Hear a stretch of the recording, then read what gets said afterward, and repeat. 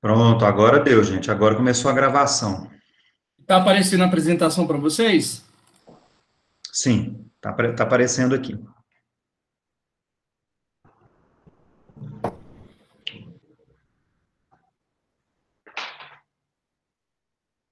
Ô, gente, então o texto indicado para a leitura de hoje é esse texto do Pierre Rosanvallon. O Pierre Rosanvallon, ele é um historiador, cientista político francês, mas ele estuda muito sobre, assim, sobre a história da democracia, né, a emergência da democracia, dos regimes políticos, principalmente a partir da Revolução Francesa, e aí ele tem esse texto, né, que se chama A História da Palavra Democracia na Época Moderna, que foi o texto indicado para a leitura de hoje. E o que é interessante, né, por quê? Porque ele está falando basicamente como vai se formando, né, assim, aquilo que nós compreendemos como democracia, né, ou aquilo que a sociedade moderna entende como democracia a partir do próprio vocábulo, né, da própria palavra, né, então é interessante que ele vai mostrando isso, e acompanhando isso um pouco historicamente. É claro que ele está falando mais especificamente da França, né, gente, de como que isso vai aparecendo na França, mas isso para o mundo ocidental, moderno, é muito válido, né? Se a gente lembra que a França, a partir da Revolução Francesa, ela é um grande espelho para o mundo, né? França e Estados Unidos, quando nós falamos da emergência da democracia, das instituições democráticas, né, das formas de regime político que se construíram a partir do século XIX ao longo do século XX, França e Estados Unidos são claramente os principais modelos para as demais nações. Então, ele está falando da história do vocábulo, né, na França, especificamente, da palavra democracia, de como que os significados, sentidos vão sendo atribuídos à palavra democracia na França, mas isso, né, é interessante para a gente perceber como esse significado da democracia ele emerge também na sociedade moderna de maneira geral. Leitão, para marcar essa questão da importância de Estados Unidos e França na construção da referência que nós temos hoje de organização política ou de valores políticos, etc. Lembrar, né, que quando a Hannah Arendt faz os estudos sobre revolução, ela considera justamente a Revolução Francesa e a independência dos Estados Unidos como os dois elementos revolucionários, né, de criação de uma nova ordem política, né? Então, dessa ordem aí, a importância, né, a partir dos valores humanistas e iluministas que a França nos legou, né, num certo sentido. Exatamente.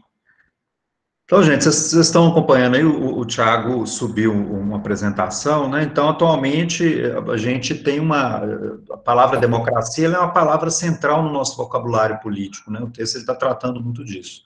Então, atualmente, quando ouvimos a palavra democracia, nós pensamos no regime político aos quais, por exemplo, nós brasileiros estamos vinculados.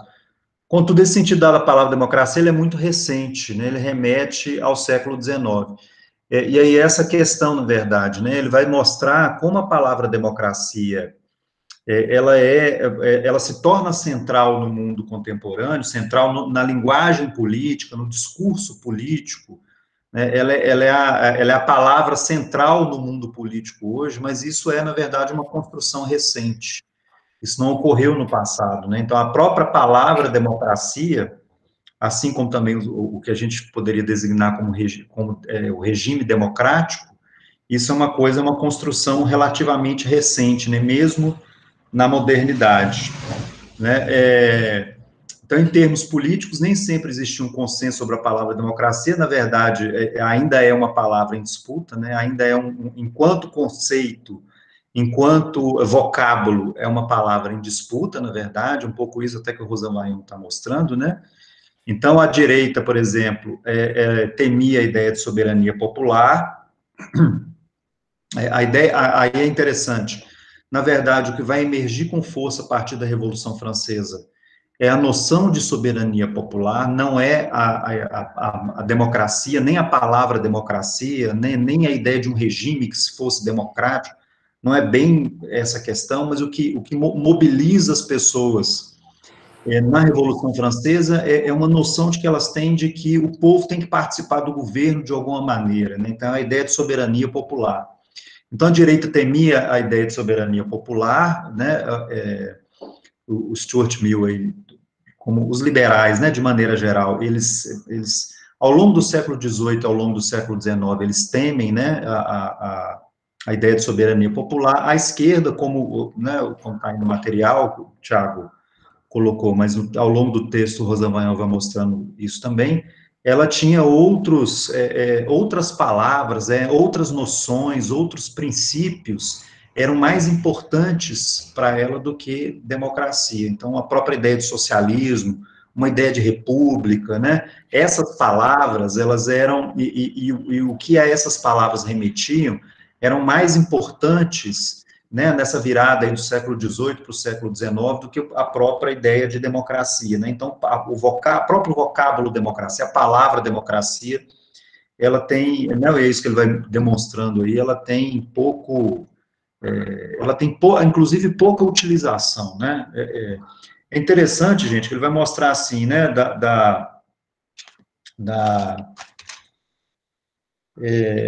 então, nessa coisa, né, nem a direita aceitava, a esquerda também, esses ideais de socialismo, de ideal, a palavra república, ela ao longo do século XVIII e boa parte do século XIX, mais importante, né?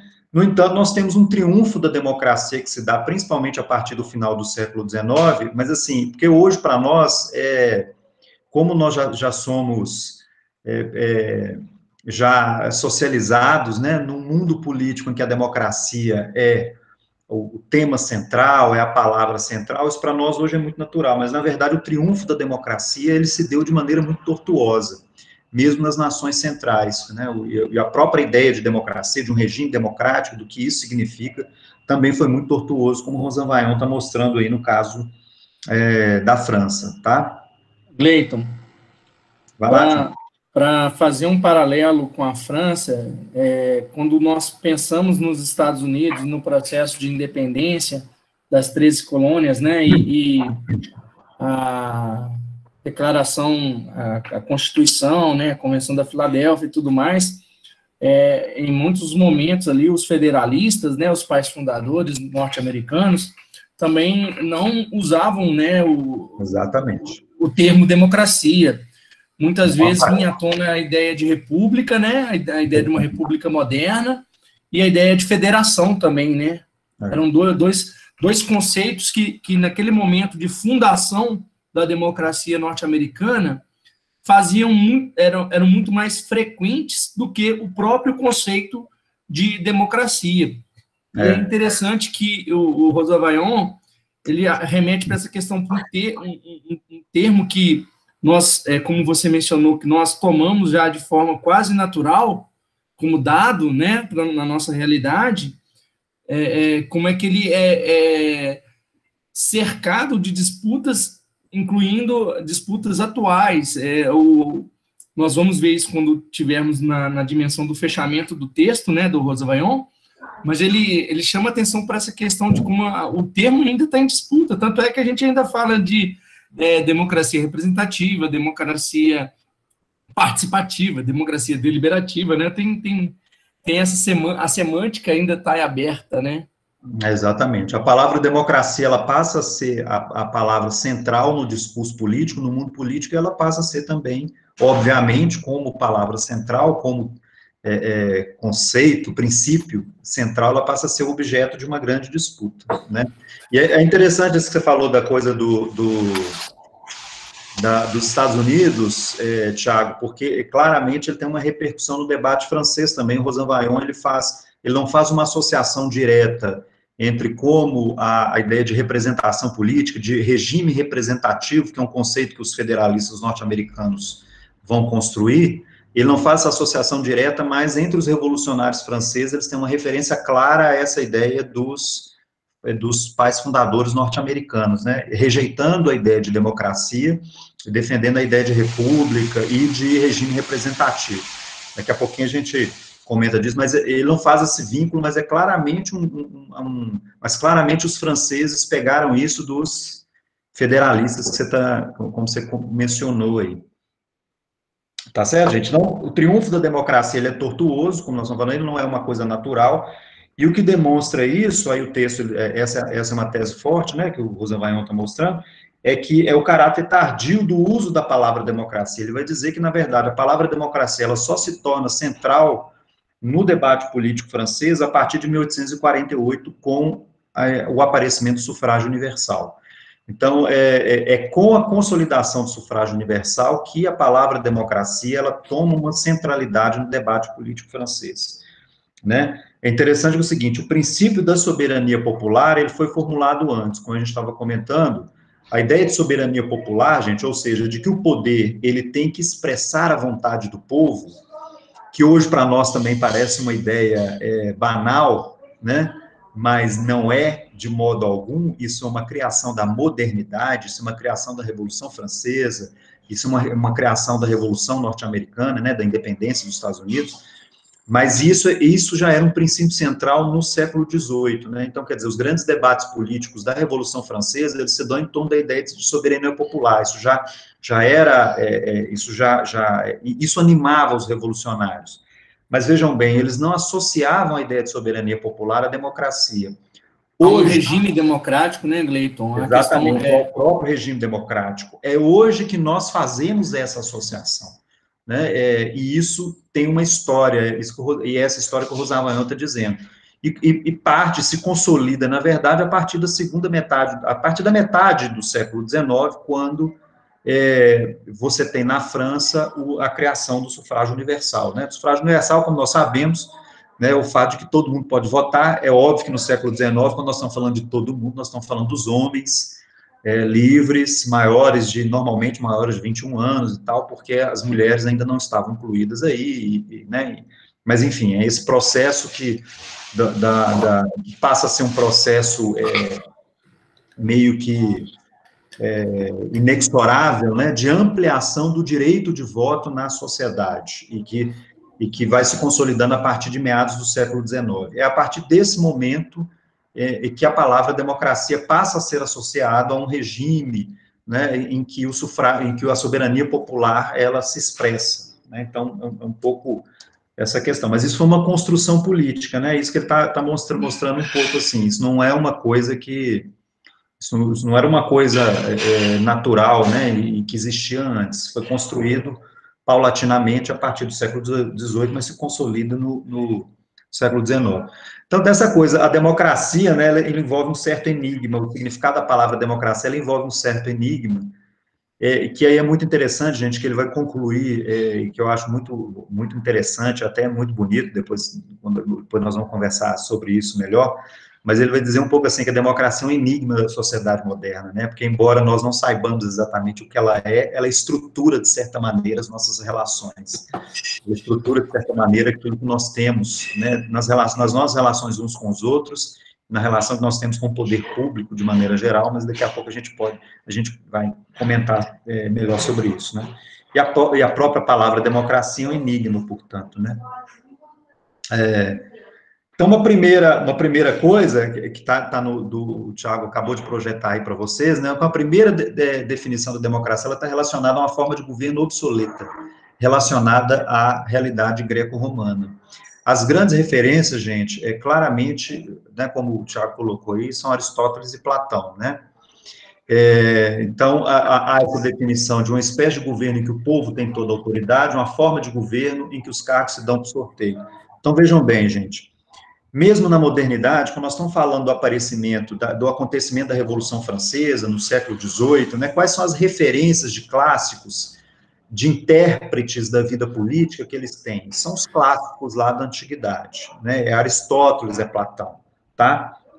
E aí, vejam bem, o que eles estão definindo lá como democracia, né? Eles definem a democracia de maneira geral, né, como essa forma de governo em que a soberania do povo, ela se dá de uma maneira que de certa maneira, assim, até impensável da gente imaginar um pouco nos tempos modernos, né? Tanto que a concepção que se tinha, de maneira geral, ali no século XVIII, naquele momento da Revolução Francesa, é de que a democracia, ela foi um tipo de governo que floresceu na antiguidade, né, em Atenas e em Roma, principalmente, mas vamos lembrar que mesmo em Roma ela cai, aliás, também em Atenas, né, porque o Aristóteles, ele já descreve a democracia ateniense no momento do seu declínio, em que ela já é degenerada, e por isso ele é crítico da democracia, né, e ainda tem esse elemento, né, porque se nós estamos falando que a referência deles são Aristóteles e Platão, os dois são críticos da democracia, porque eles convivem com a democracia ateniense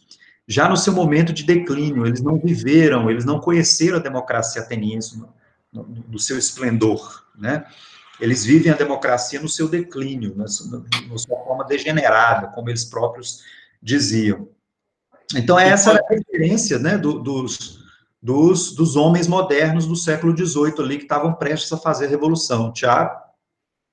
Lembrando, né, que a dimensão da degeneração da democracia para o pensamento da antiguidade seria a oclocracia, que é o governo da turba ou das massas, o governo pautado pela ignorância e não pela racionalidade, ou a demagogia, né, que é quando a democracia é sequestrada e ela pode descambar para uma tirania, o governo do tirano, ou para o governo da aristocracia, né, o governo dos mais ricos, daqueles que possuem mais posses, né? Então, o problema como é que é a questão? O paradigma de democracia que existe até então é o dado pela antiguidade, mas é tomado a partir das experiências empíricas do funcionamento da própria democracia na sua dimensão disruptiva, na dimensão em que a democracia começa a apresentar falhas, problemas. Então, e todos esses elementos virão à tona no debate quando autores importantes, como nós vamos ver o Rousseau, o Montesquieu, começam a pensar em termos de soberania popular. Se isso remete a uma participação direta ou não, em que pode desembocar uma participação direta dos cidadãos na vida pública. É esse tipo de questão que passa a ser colocada a partir de uma problematização de como era a democracia dos gregos, como foi a experiência da república para os romanos. Então, esse é um elemento importante para a gente marcar aqui. Exato. Então, esse elemento da instabilidade da democracia, gente, vejam bem, isso já era, os próprios clássicos da antiguidade, eles já chamavam atenção para isso, né? Tanto Platão quanto Aristóteles, eles escrevem a democracia como um regime instável, né? E com os problemas que essa instabilidade ela poderia gerar. Então, vejam bem, gente, existe uma concepção, portanto, ali nesse alvorecer da modernidade política, próximo à Revolução Francesa, à Revolução Norte-Americana, que nós estamos falando, em que, portanto, a democracia ela é algo que ficou no passado, ela foi um regime que floresceu lá na antiguidade, e que, portanto, no mundo moderno, o conhecimento da democracia ela teria pouco a acrescentar.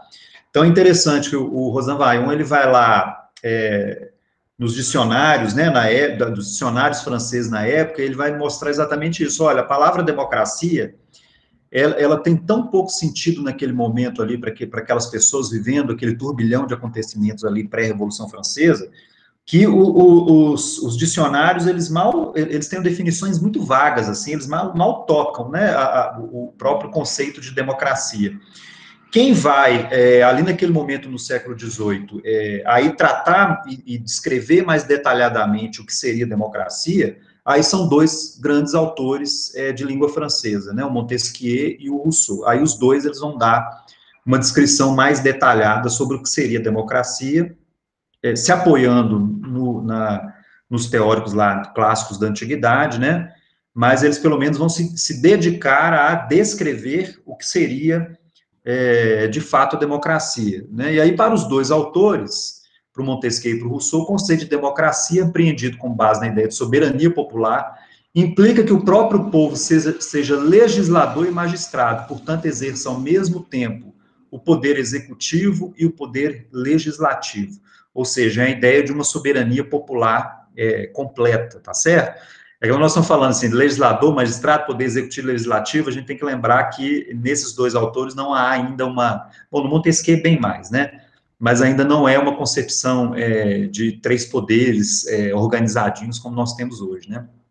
Mas então, como eles vislumbraram a democracia na antiguidade, em que claramente não havia separação de poderes, né, o povo, ele é ao mesmo tempo legislador e magistrado, ou seja, o povo legisla, ele cria as leis que ele próprio obedece, e ele põe também essas leis para funcionar, né? O magistrado, ele era, na antiguidade, também o poder executivo, né? Ele aplicava as leis, ele fazia o poder público funcionar. Então, tanto para o Montesquieu quanto para o Rousseau, a democracia é essa forma de governo, em que o povo legisla e, ao mesmo tempo, ele é o poder executivo, ele bota as leis para funcionar, né? A questão da soberania do povo, como nós estamos falando, ela é da soberania popular, ela é central na definição dos dois. Então, a democracia, ela fundamenta-se na descrição, tanto do Rousseau quanto do Montesquieu, em dois princípios. O princípio do autogoverno, ou seja, você cria as leis que governam a si próprio, esse é um tema muito clássico no Rousseau, né, principalmente. Você tem a ideia da legislação direta do povo, né, todo o povo, ou a maior parte do povo, participa da legislação, da criação das leis, do processo legislativo, e uma rejeição ao princípio de representação, né. Outra frase clássica, né, do Rousseau, uma vontade não se representa, né, Gleito? Exatamente. Não há, nem no Rousseau, nem no Montesquieu, a ideia de representação política como nós temos, gente. A ideia de representação política, ela vai ser defendida mais diretamente pelos federalistas norte-americanos lá. E eles vão criar mais diretamente a ideia de representação política. Mas no Montesquieu e no Rousseau, isso não está presente. Vejam bem, gente, não se trata da ideia de que não existem aqueles que ocuparão algumas funções ou alguns cargos, tá certo? Que exercerão algumas posições, vamos dizer assim, de governo. Existem esses cargos, até porque isso também existia na antiguidade, tá? Mas vejam bem, quando você tinha, por exemplo, aquele que era o magistrado na Atenas clássica, ele não se vê como um representante do povo, que está representando a vontade de alguém, não se trata disso. Ele é alguém que está sob o imperativo da vontade popular, ou seja, ele é alguém que pura e simplesmente vai obedecer às ordens do povo soberano, da Assembleia Soberana. Então, não existe certas ideias, como nós temos, por exemplo, né, a ideia de que o representante ele faz determinadas coisas de acordo com seus projetos, que ele apresenta, né, e tal.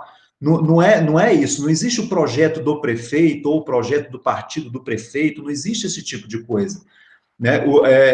Ele na visão clássica, na visão que o Rousseau e Montesquieu têm aqui, ele é alguém que está lá pura e simplesmente para executar as ordens do povo soberano, para fazer aquilo que o povo soberano deseja que ele faça. Então, ele não é o representante do povo, porque, né, como o Tiago falou, a vontade do povo não se representa, ela simplesmente ela é obedecida, assim, entre aspas, né? Ela é cumprida, vamos dizer. A vontade do povo, ela é cumprida, né? Então, não é que não existam cargos que serão preenchidos por algumas pessoas. A questão é que essas pessoas não são vistas como representantes do povo. Elas são pessoas que têm que cumprir as decisões da Assembleia Soberana, do povo soberano, que vai, ele sim, povo soberano, tomar as decisões mais importantes. Tá certo? E, ao mesmo tempo, né, Gleito, cada indivíduo dessa democracia, ele deveria estar apto, se assim o for chamado, para representar alguma função pública. Né? Seja, então, é a ideia de que todo cidadão ele está implicado com a vida pública da polis. Havia essa ideia de implicação, mesmo que ele não estivesse no exercício de algum cargo público, em algum momento da sua vida adulta, ele poderia vir a exercer algum cargo público. A ideia de uma cidadania plena também estava presente nessa dimensão da democracia que está sendo tomada, da ideia de soberania popular que está sendo defendida aí pelo Rousseau e pelo Montesquieu. Não é isso, Gleitão? Exatamente. Então, vejam bem, o cidadão ele tem deveres inescapáveis em relação à sua pátria, né, à sua comunidade política, se a gente quiser pensar assim. Num regime democrático, no modelo clássico, e Montesquieu e Rousseau pensam assim, né, gente? Portanto, nós temos, não existe a ideia de representação política, existem, então, funcionários. Funcionário também não é bem a ideia de funcionário, mas os magistrados que vão ocupar cargos para exercer a vontade do povo. E aí, vejam bem, gente, como se dará a escolha desses que ocuparão os cargos públicos? Na democracia clássica ateniense, ela se dá por sorteio. Por quê? Porque a democracia, ela é um regime político da igualdade absoluta entre os cidadãos. Se todos os cidadãos são iguais, isso significa que eles são igualmente capacitados para participar das atividades públicas. Então, os magistrados, aqueles que ocupam os cargos, eles têm que ser escolhidos entre qualquer cidadão, né, entre qualquer cidadão da pátria, entre qualquer cidadão da cidade.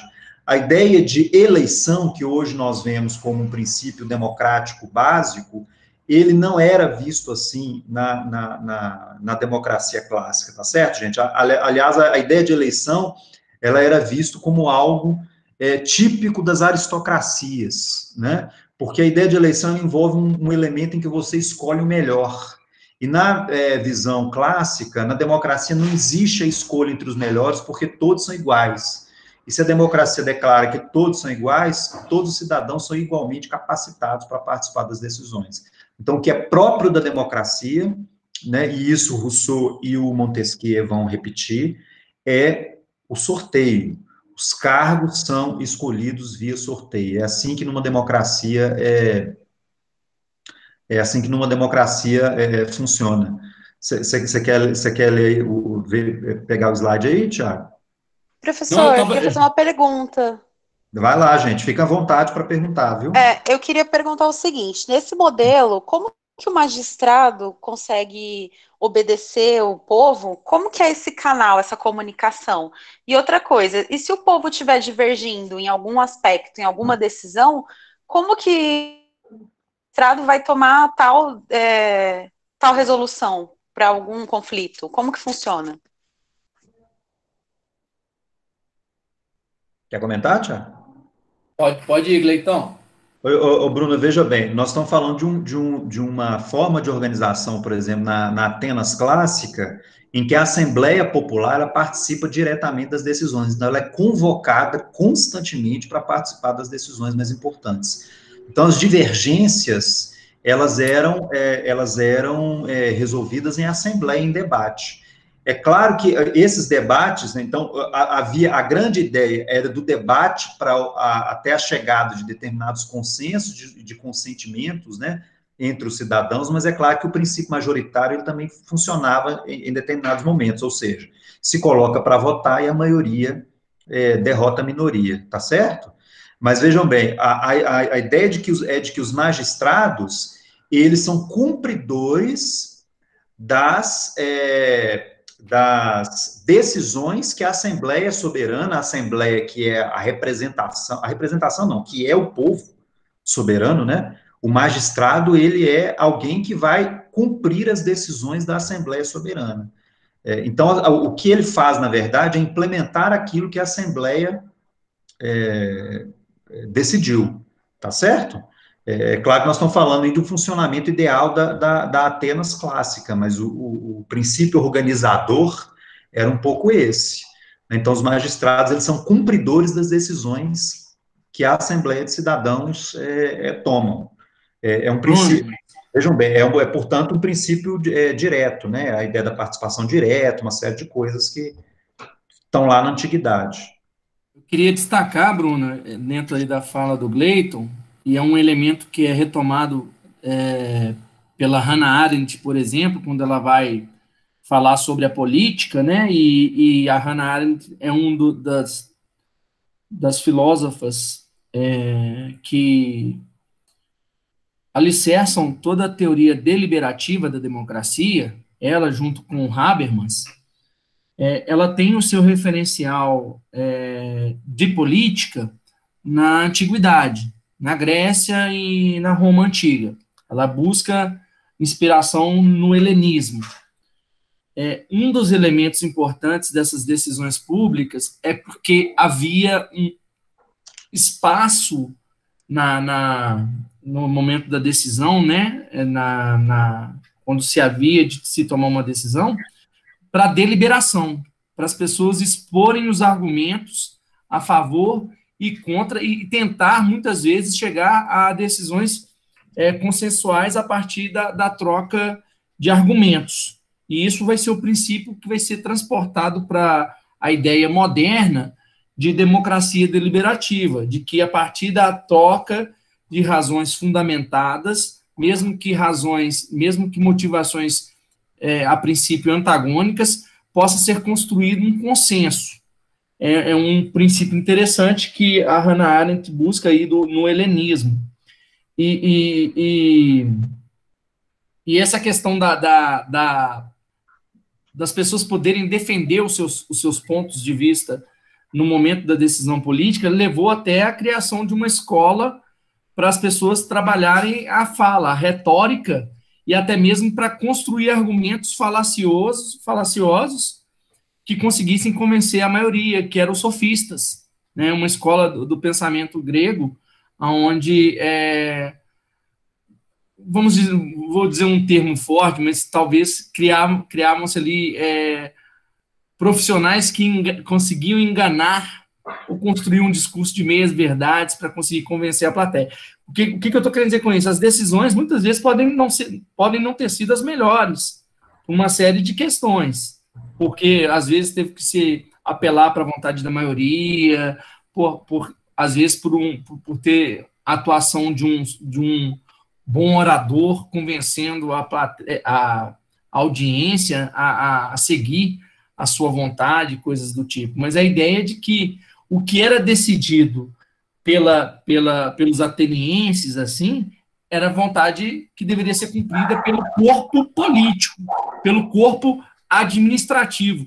Os magistrados nada mais eram do que esse corpo administrativo, que faziam com que a cidade funcionasse. Por isso que não é a ideia de representação direta, mas a ideia de que eles são parte desse corpo coletivo dos atenienses e as decisões que são tomadas políticas, elas devem ser cumpridas por esse corpo administrativo. Não sei se a gente conseguiu responder. Sim. Bruno. Sim, certinho, deu para entender. Obrigada. Tiago, só comentar aqui, porque o pessoal tinha comentado no chat, mas é só agora que eu vi, viu, gente? A Isadora tinha feito um comentário aqui, dizendo que ela estava vendo um vídeo sobre o final da República Romana, um pouco antes de começar a parte dos imperadores. Eles estavam falando como alguns políticos subornavam para conseguir os cargos que eles tinham no Senado e que eles ficavam naqueles para ter imunidade perante a lei e não serem presos quando cometiam crimes.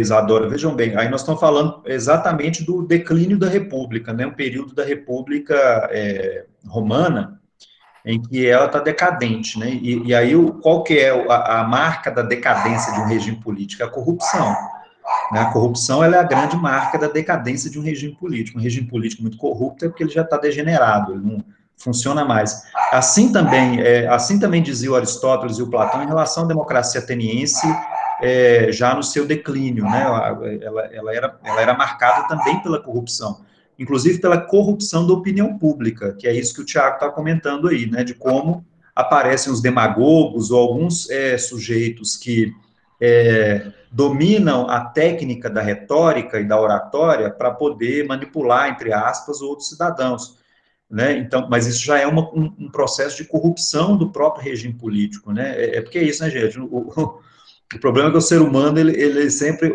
alcança, ele sempre consegue criar instrumentos para chegar a determinados objetivos, aos seus objetivos. Esses objetivos, muitas vezes, podem não ser os mais simples, né?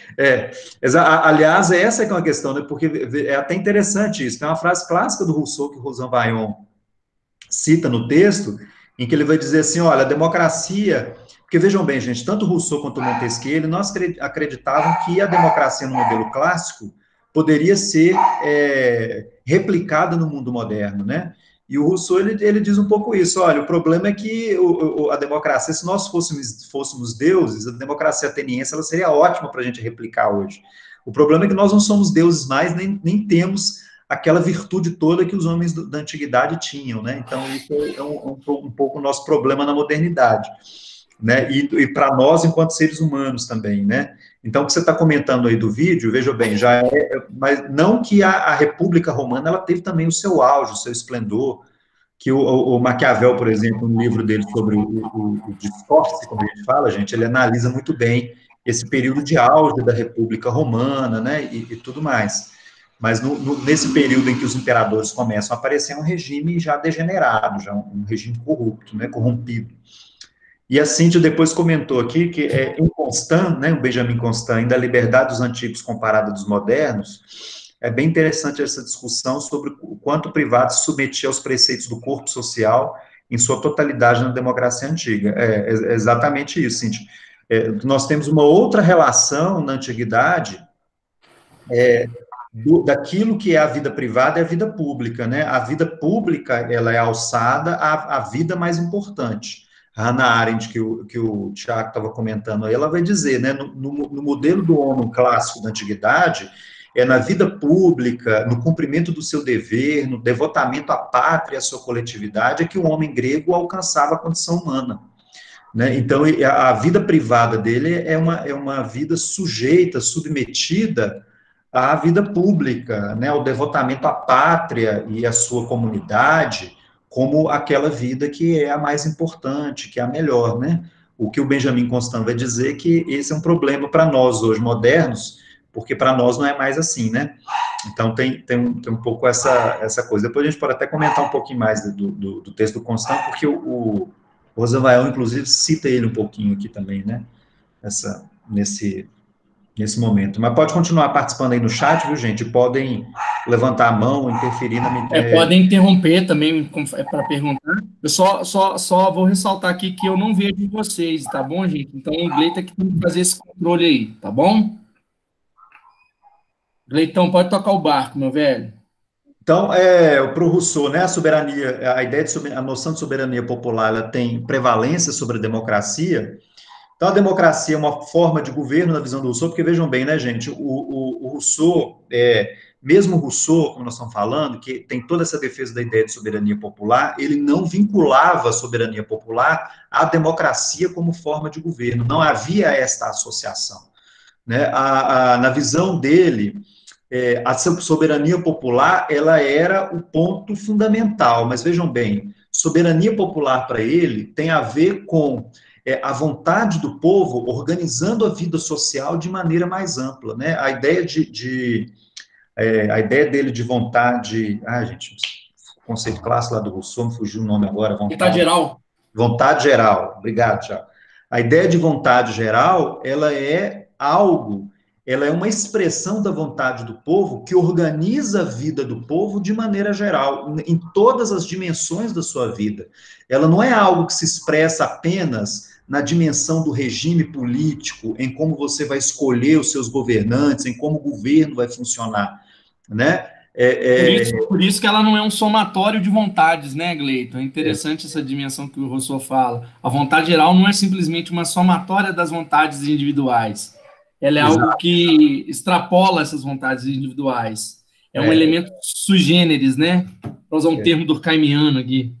Porque, exatamente, mas é até interessante essa ideia um pouco do Durkheim, se a gente quiser pensar um pouco na ideia assim, de uma consciência coletiva, é um pouco isso, porque é algo mais amplo, é algo organizador da vida de um povo de maneira geral. E essa vontade geral, ela tem que se expressar, porque ela é reprimida pelas vontades particulares, pelas vontades dos grupos e tudo mais, e ela tem que se expressar para, de fato, organizar a vida do povo como um todo. Então, vejam bem, não se trata de um regime político especificamente, ou de uma forma de governo especificamente, que é o caso da democracia. Então, Rousseau, ele não dá tanta importância para a democracia enquanto forma de governo, porque não se trata para ele apenas de uma forma de governo, né? Se trata de estruturar a própria sociabilidade, de maneira geral, a partir da vontade geral, que seria essa vontade, nessa espécie de consciência coletiva, para lembrar do Durkheim, que o Tiago lembrou aí, né, e que organizaria a vida de um povo. Então, por isso, Rousseau nem dá muito, tanta atenção, assim, tanta importância para o retorno da democracia. Aliás, ele, como Montesquieu, ele acredita também que a democracia é algo que aquela forma, aquele regime político, aquela forma de governo que existia na antiguidade, né, com pessoas organizadas em assembleias e tal, isso não tinha muito mais como se repetir na modernidade, né? O Tiago colocou uma citação aí do Hans Vaillant. Então, a democracia define para Rousseau uma forma de governo, uma técnica de decisão, mas não é suficiente para qualificar, se eu ver o essencial, o fundamento do mesmo nexo social e da organização política. O que Rousseau visa explorar, antes de mais nada, são as implicações radicais de uma sociedade que se deve auto-instituir, não mais podendo, de modo algum, fundar-se em uma ordem dada. Né? Aí o Rosan Vaillant, então, comentando o Rousseau, que é um pouco isso que a gente estava comentando. Então, a democracia, enquanto técnico de governo, instável e propensa à degeneração. O Montesquieu, sobretudo, ele vai chamar muita atenção para isso, né? E aí, mais uma vez, ecoando lá os clássicos da antiguidade que descreviam a democracia como uma forma de governo bastante instável. O Rosan Vaillant, gente, ele vai citar esse sujeito aí que eu até não conheço, d'Argenson, me parece que deve ser o nome dele. Ele vai dizer que lá no século XVIII ele é o primeiro que vai tocar um pouco assim nessa coisa da separação, né, da democracia, de uma ideia da democracia um pouco separado lá das referências lá da antiguidade, dessa ideia então de que a democracia era algo que tinha ficado lá na antiguidade e tal.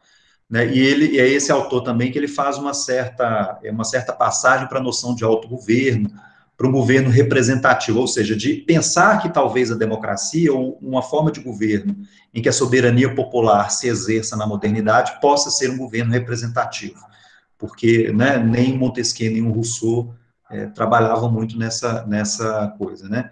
Mas nesse sentido, democracia ainda não se tornará senso comum, né, essa coisa que nós estamos falando. Ele até cita um pouco assim, olha, o d'Argenson é um autor. Isso não era uma ideia comum na época, né? Isso não era uma ideia que se tornou hegemônica na época, nada disso. Né?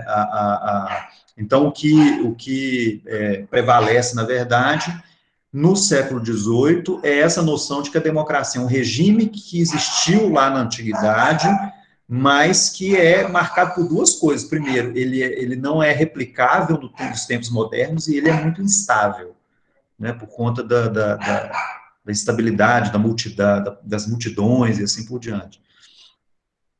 Então, ele destaca justamente o elemento degenerado, né, quando ele cria essa ideia de que tem duas democracias, uma falsa e uma legítima, né, Gleiton? Exatamente. E quando ele fala da falsa democracia, ele se prende justamente na forma degenerada da democracia, que é a oclocracia. Se você quer uma definição de oclocracia, essa passagem que está transcrita aí do texto, ela é perfeita, né? Logo recai na anarquia, é o governo da multidão, está um povo revoltado, então um povo insolente despreza as leis e a razão. Seu despotismo tirânico demarca-se pela violência de seus movimentos e pela incerteza de suas deliberações. Essa é a definição da democracia degenerada, né? A democracia já em ruínas. E, ao mesmo tempo, Gleiton, interessante, assim, como é que ele formula um princípio muito atual de democracia representativa, quando ele fala da democracia legítima, né? É algo que se aproxima demais daquilo que nós temos hoje, né, em um certo sentido. Eu acho que ele imagina aí um mandato menos imperativo do que o que nós conhecemos hoje. Apesar que isso é algo que também está em disputa na contemporaneidade, né? Qual o grau de liberdade e autonomia que nossos representantes devem ter, e esse é um debate que também se dará ao longo do processo da Revolução Francesa, conforme a gente vai ver aqui na continuação da apresentação. Só para marcar essa democracia que ele chama de legítima, né? Age-se por intermédio de deputados. Esses deputados estão autorizados pela eleição, a missão dos eleitos pelo povo, e a autoridade que os apoia constituem a potência política.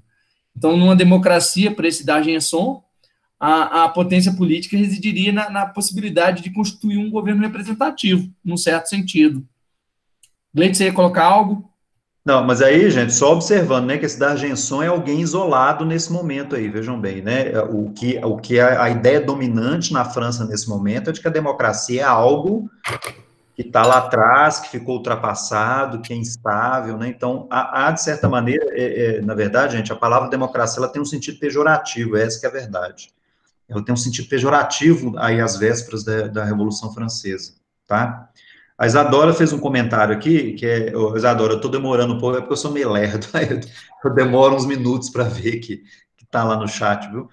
Ela está perguntando se você diria que isso é de um homem sempre achar um jeito, é mais o homem é o lobo do homem, ou mais o homem nasce bom, mas é corrompido?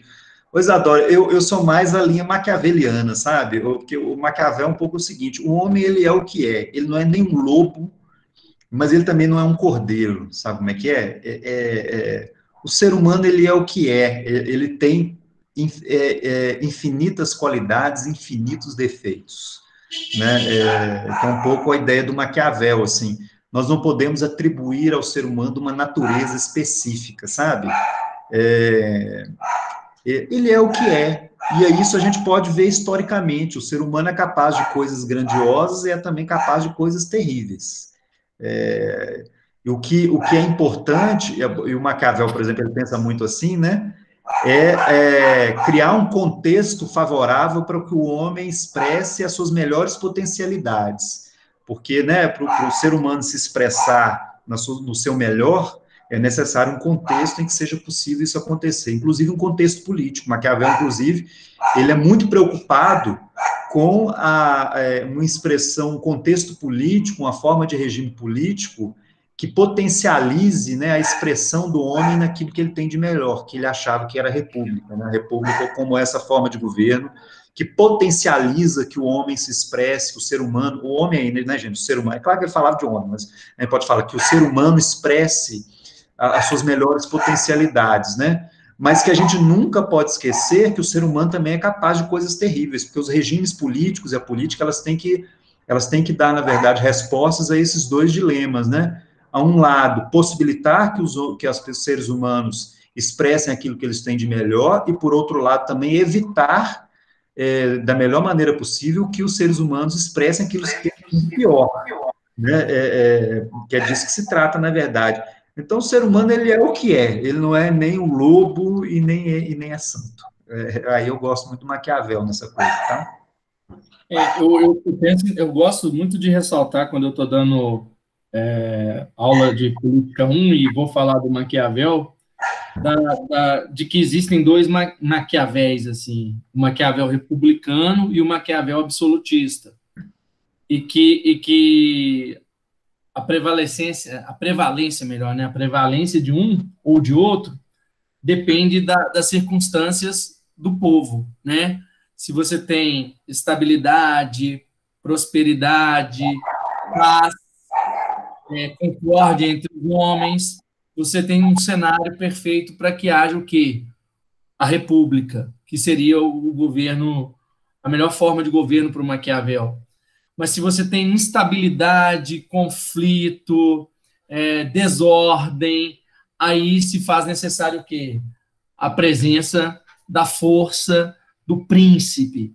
Então, justamente brincando com a metáfora aí do ou Maquiavel republicano ou Maquiavel absolutista, é uma questão das circunstâncias do contexto. O que marca essa definição do que é o homem para o Maquiavel é a dimensão da racionalidade, do homem conseguir ter ter uma certa leitura do contexto e agir em função dessa leitura, estabelecendo objetivos e meios de se alcançar esses objetivos. Daí vem aquela famosa frase que é atribuída a ele, que de fato ele não escreveu em lugar nenhum, né, de que os fins justificam os meios. Mas, na verdade, a ideia do Maquiavel, ela supera em muito essa ideia pobre de que os fins justificam os meios, e sim de que um homem é dotado de racionalidade, e ele avalia as circunstâncias para a sua ação.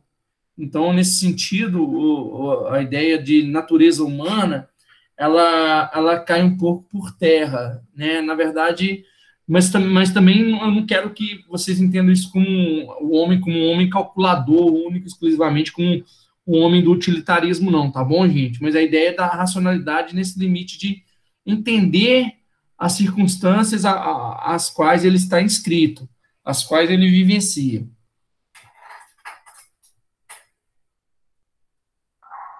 Ótimo, Thiago. Então, Isadora, é mais ou menos por aí, né? Vamos lá, Thiago? Boas perguntas, viu? É. Gostando muito. Aí a gente já entra no contexto, né? Um pouco aí de se existia uma gramática da Revolução Francesa e se nessa gramática da Revolução Francesa constava a palavra democracia.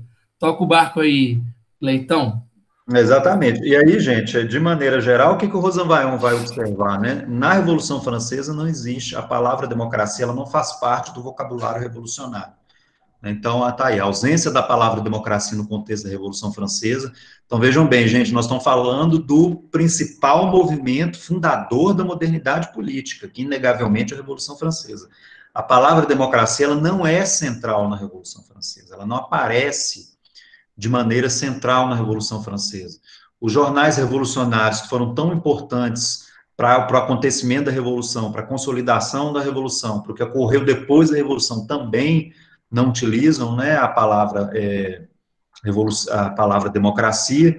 Os dicionários fazem apenas uma menção, os dicionários aí no final do século XVIII, início do século XIX, fazem apenas uma menção, né, então, quer dizer, a palavra democracia, ela tem, na verdade, uma conotação pejorativa, como nós comentamos, né? Algo que está no passado longínquo, muitas vezes um significado, assim, de um significado arcaico, utópico, né? De algo que irrealizável na modernidade. Então, é esse um pouco o sentido que a democracia, que a palavra democracia tem no momento ali da Revolução Francesa, né? Então, de que a democracia seria uma experiência marcada por fracassos, por excessos, as desordens, como nós falamos, né, impossível de serem revividas novamente na modernidade. E aí outros vocábulos, na verdade, eles serão utilizados mais frequentemente pelos revolucionários franceses. Então, as palavras patriótico, por exemplo, nacional, nacionalista, a palavra republicano, que a ideia de república ela é uma ideia forte, mas a democracia ela não vai aparecer tanto. Aí é importante matizar, né, Gleito, que Rousseau é uma influência intelectual potente para os revolucionários franceses, né? Então, daí algumas coisas que eles são tributários do Rousseau, como a própria ideia de soberania popular, que é algo que vai se fazer presente durante várias etapas e fases da Revolução Francesa, e tem alguma discussão sobre a soberania popular, e o grau e extensão dessa soberania e como ela deveria ser exercida.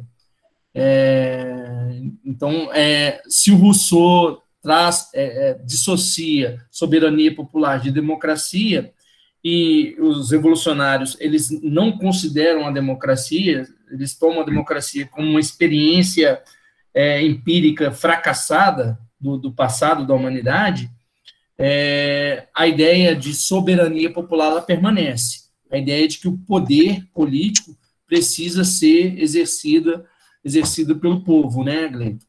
Exatamente. Essa ideia-força, ela é importante, mas aí essa coisa que a gente estava falando, não se associa isso à democracia como regime político. Essa aqui é uma questão importante aí. Vamos lá, Thiago? Você passar aí. Então, não é a democracia no sentido dado pela antiguidade, mas sim a soberania do povo que eles opõem aos desvios do governo representativo. O tema central é o da soberania, como nós falamos, né, da soberania popular. Como fazer leis conformes ao interesse geral, como evitar que os representantes não se separem dos seus mandantes. Em torno dessas questões é que se ordenam suas preocupações, né, as preocupações dos revolucionários ali naquele momento. A forma de governo é secundária, o debate gira em torno da ideia de soberania. O verbete democracia é utilizado para diferenciar, democrata, na verdade, né, utilizado para diferenciar os revolucionários em oposição aos inimigos da revolução. E é interessante, né, Gleito, que quando ele faz o estudo sobre o vocábulo nos dicionários, ele constata que o vocábulo democrata tem mais menções do que o vocábulo democracia, né? Mas o democrata, no caso, no contexto da Revolução, é o sujeito associado, é o indivíduo associado àquele que luta contra o antigo regime, né? O revolucionário. É interessante essa definição. É porque o verbete democrata, a palavra democrata aparece para se opor à aristocrata. Né? Então, a aristocrata é o defensor do antigo regime, o democrata é o que é contrário ao aristocrata. Né? Então, a palavra democrata aparece com esse sentido muito específico. O democrata não é, né, como está aí no material, não é um apoiador de um regime político específico. Né? Então, ele não é o apoiador da democracia, ele é aquele que se opõe ao antigo regime, né? Como já está no... E ao ser significado dessa maneira, ele adquire um primeiro enraizamento sociológico, se a gente pode dizer, né? Porque ele está demarcando indivíduos, né? Ou cidadãos dentro de uma dada sociedade, aqueles que são a favor da revolução, os contra-revolucionários, os aristocráticos. Então, ele quase como uma categoria sociológica também, né? Para definir os contras e os a favor ao processo revolucionário.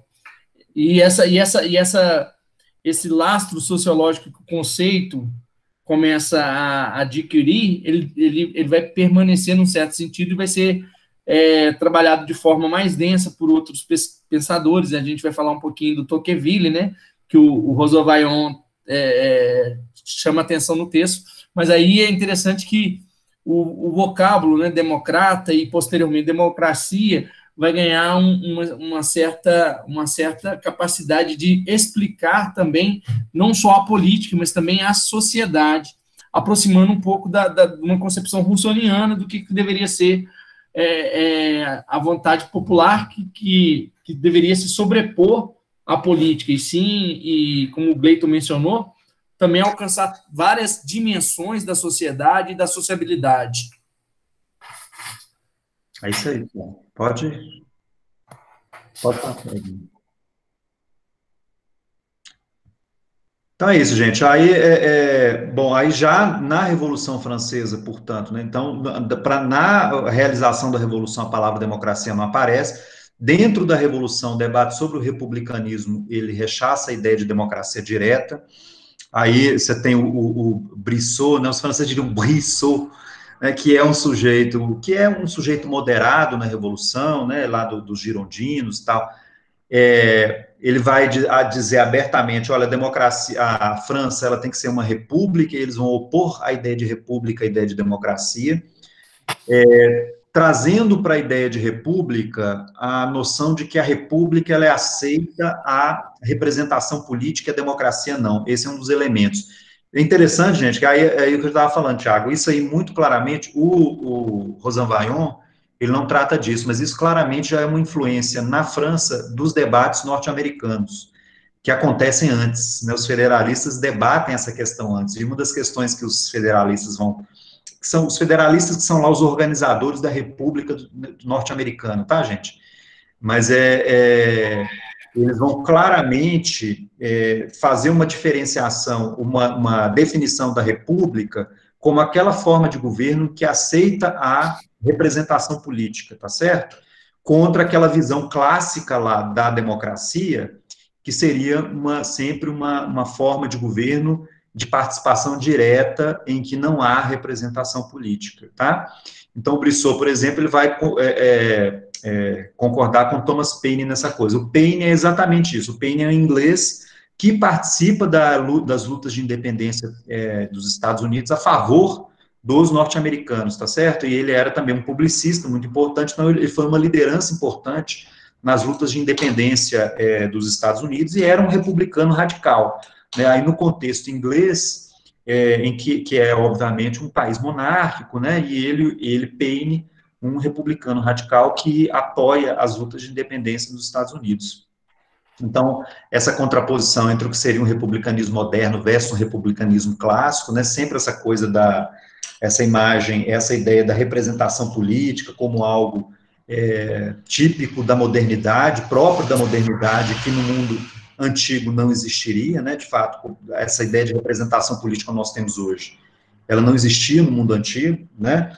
E é interessante, gente, porque na Revolução Francesa, entre os revolucionários franceses, entre esses homens que estão construindo a França pós-revolucionária, eles já vão mobilizar alguns conceitos que vão ser clássicos, vamos dizer assim, contemporaneamente, na modernidade, contra a ideia de participação direta, né? Então, eles vão mobilizar a ideia de, por exemplo, da própria escala, a ideia de escala, como a gente costuma dizer, ou seja, de que na França, a França não é Atenas, uma coisa é você fazer, e nem Roma, né? Então, uma coisa é você reunir o povo na praça e tal, de Atenas, outra coisa é você fazer isso num país, num território de um Estado nacional como é a França. É interessante que esse debate também já havia ocorrido nos Estados Unidos, né? E aí eles vão dizer, portanto, a participação direta, ela não é possível de ser, não é realizável no mundo moderno, nós temos, então, que criar outra técnica de governo, e essa técnica vai ser a da representação política, tá certo? Mas é interessante que eles vão mobilizar também, o Brissot, principalmente, um outro argumento, que é o próprio argumento da razoabilidade, no seguinte sentido, assim, de que aí a crítica, ecoando mais uma vez as críticas à democracia. A democracia é instável porque muitas vezes a multidão, ela se torna uma turba. O povo, né, a coletividade é incapaz de tomar, muitas vezes, de tomar decisões razoáveis. Ele muitas vezes é aquela coisa, a opinião pública numa democracia, ela pode ser corrompida e ela pode ser manipulada, né? E aí o povo pode tomar decisões muito ruins para ele próprio, povo. E aí a representação política, ela seria importante porque, através da escolha dos melhores, ou, né, de um grupo menor, esses seriam capazes de tomar decisões mais razoáveis, mais racionais, né? Então, tem um argumento substantivo também, assim, a favor da ideia de representação política e contra o ideal democrático. E vejam bem, gente, isso nós estamos falando de figuras já dentro da Revolução Francesa, organizando o Estado pós-revolucionário, tá certo? E que estão utilizando esses argumentos contra a democracia, né? Ele vai destacar o Sieyès e o Brissot, né, principalmente, como esses revolucionários franceses, moderados, né, que são críticos aí da ideia da Revolução Francesa. Então, vejam bem, a palavra democracia, mais uma vez, aparece de maneira pejorativa. Ela vai começar a utilizar, ela vai ser utilizada, a palavra democracia vai ser utilizada de maneira positiva, novamente, com Robespierre. A Robespierre é uma grande liderança, a gente sabe, a maior liderança jacobina da Revolução. Jacobina, portanto, da esquerda, né, a francesa. Ele vai utilizar a ideia, ele vai começar a utilizar a palavra democracia no embate político contra o processo, a gente pudesse pensar assim, o processo de burocratização da França naquele momento, o processo em que você tem o funcionamento do parlamento francês, da Convenção Nacional, em que se começa a fazer uma crítica, e o próprio povo começa a fazer uma crítica, essa crítica que a gente sempre tem hoje, gente, de que, os nossos representantes não estão nos representando, estão muito distantes de nós, não ouvem a voz do povo e tal, né? O Robespierre, ele começa a utilizar a palavra democracia para criticar os deputados e os funcionários públicos, a burocracia do Estado francês, opondo, né, essa certa burocratização, esse afastamento do povo à ideia de democracia. Então, quer dizer, democracia, de certa maneira, significaria ouvir a voz do povo. E ele vai criticar os deputados, a Convenção Nacional, o parlamento francês, por falta de democracia, porque tem que ter mais democracia e tal, não sei o quê, né? Então, ele começa a utilizar um pouco a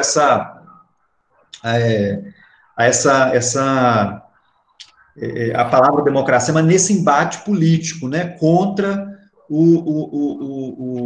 contra o parlamento francês naquele momento, né, contra a Convenção Nacional, que estaria se afastando do povo e tal. Então, nesse sentido, ele atribui, de certa maneira, a palavra democracia um sentido de inclusão social, de uma certa igualdade, né? A palavra democracia começa a ser vinculada, de certa maneira, a essa noção de que envolve uma inclusão. Então, quer dizer, os deputados estão lá, né, em Brasília e tal, e nós estamos aqui alijados de todo o poder, né? Então tem que democratizar, então envolve uma certa ideia de inclusão, de igualdade. O Robespierre, ele vai utilizar a palavra democracia um pouco nesse sentido. Mas tem a dimensão, né, Gleito, que o próprio processo revolucionário elimina, de fato, desigualdades existentes, fazendo que haja uma certa uma diminuição da distância, né, das classes mais abastadas para as classes menos favorecidas, e o que cria um sentimento, né, de que a sociedade está mais igualitária naquele contexto. E daí a necessidade de que aqueles representantes, eles não são seres especiais, e sim, de fato, eles deveriam ser representantes do povo. E é interessante que essa perspectiva crítica à ideia do mandato imperativo que o Robespierre vai trazer, ela é algo, como o Gleito está matizando, está marcando, é algo que é presente no debate da ciência política contemporânea. Existe conceito para falar sobre a necessidade do parlamentar prestar contas sobre o mandato, né, que é o conceito de responsiveness, e a ideia também de controle, de accountability, né, sobretudo a accountability que nós chamamos de vertical, que é aquela do cidadão para com seu representante, dele premiar ou punir o representante em função do exercício do seu mandato. Ou seja, um debate que está ali no bojo da Revolução Francesa, de quais seriam ali, né, as etapas a seguir pela Revolução, que é um contexto de ratificação, se eu não me engano, da Constituição, não é isso, Gleito? E aí surgem essas questões que são colocadas aí pelo principal líder da esquerda francesa à época, né, dos revolucionários, o Robespierre.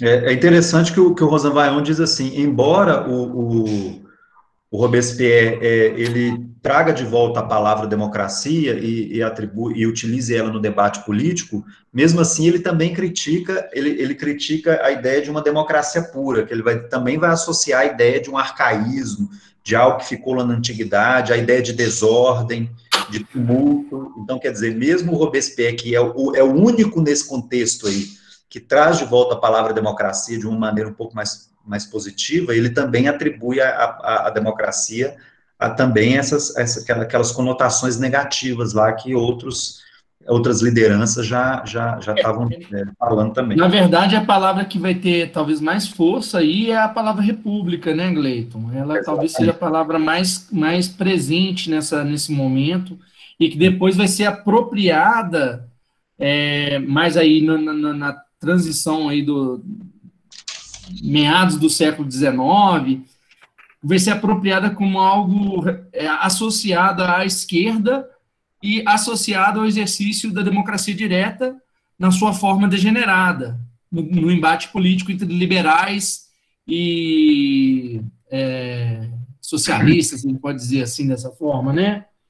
Que ainda você não tem nenhum manifesto ainda, tem? Não tem ainda, não. Não. Mas já existem ideias socialistas, né, circulando, né? Todos os anteriores. No século XIX, aí o socialismo, o Rosan Vallon até diz isso, né? Para a esquerda, num determinado momento, aí as palavras de república e socialismo, elas são mais importantes. Né? Só depois, em meados do século XIX mesmo, que elas vão, né? A democracia vai se tornar a palavra mais importante para a esquerda, inclusive. Né? Porque mesmo os liberais, durante muito tempo, eles ainda não engolem muito a parada, né? Só mais tardiamente que eles vão... É até interessante essa coisa, gente, tanto que vocês terem ideia, né, que o Rosan Vallon vai dizer assim, olha, o Robespierre, que é o único na Revolução que traz a palavra democracia de volta, com alguma conotação positiva, ainda assim é isso. República, para ele, é mais importante, e o modelo dele é um modelo, na verdade, que ele remetia à ideia de república, a ideia da virtude do homem clássico, do homem da antiguidade. Então, o grande modelo para ele era Esparta. Mas aí vejam bem, a Esparta, na definição aristotélica, não era uma democracia. Esparta não teve democracia, a democracia foi em Atenas. Esparta era uma república aristocrática. Então, para vocês verem, mesmo o Robespierre, que era o sujeito lá da esquerda radical, que falava alguma coisa de democracia, o modelo para ele não era o modelo da democracia. Era Não era Esparta. ateniense, né? Não era a democracia ateniense, era o regime militar de Esparta, né? Era uma república aristocrática, na verdade, né? Aliás, era também um regime também elogiado pelo Aristóteles, né? A Isadora está comentando aqui que é engraçado que a Revolução e todos os revolucionários estavam fazendo essa campanha de liberação de todo mundo e tal, mas a gente viu que a Mary Stonecraft, e ela critica isso porque não teve liberação para todo mundo. Até mesmo o movimento sufragista nos Estados Unidos trouxe liberação para todas, não trouxe, né? Liberação para todas as mulheres. Mas é exatamente isso, Isadora. Aí a Stonecraft, né, vejam bem, aí nós estamos falando de alguém que já tem uma avaliação sobre os limites da Revolução Francesa, né? Os limites nesse aspecto de um projeto de emancipação que não realiza a emancipação para todos, né? E aí as mulheres são exatamente alguns desses todos que são excluídos. Vejam bem, num primeiro momento, gente, quer dizer, a Mary Stonecraft, ela aparece como alguém que coloca a questão de uma parte desses seres humanos que são excluídos desse processo de emancipação humana que a Revolução Francesa prometia. Num primeiro momento, a questão que se torna mais importante logo ao longo da Revolução Francesa é a exclusão dos pobres, né? Portanto, a necessidade de direito de voto para os mais pobres, e que essa vai ser a questão social que dominará os debates políticos no século XIX. Né? Mas a Mary Stonecraft estava chamando a atenção para uma outra dimensão dessa exclusão, que era essa dimensão de gênero, né? O fato de que a Revolução Francesa, ela faz lá a famosa declaração, né, dos direitos, mas são os direitos do homem, né, e do cidadão, não são os direitos dos humanos, ou, né, os dos seres humanos e cidadãos, nada disso, né. A Cíntia está comentando aqui, então a Cíntia está comentando aqui, sendo que as sufragistas, de forma hegemônica, perderam de vista ainda que a igualdade de direitos é, ao fim e ao cabo, a igualdade de direitos em relação aos homens da própria classe, e não em termos absolutos substanciais. Como argumenta Kollontai, enquanto a mulher for obrigada a vender a sua força de trabalho e a suportar o jugo do capitalismo, ela não será livre e independente. Cíntia, aí a Kollontai aí até, bom, aí já é até século XX, né, e tudo, aí bom, porque aí já envolvem ambas as dimensões, né, dimensão política da Revolução Francesa, porque, veja bem, a Mary Stonecraft, ela tem uma crítica à dimensão política que a Revolução Francesa havia negado, né?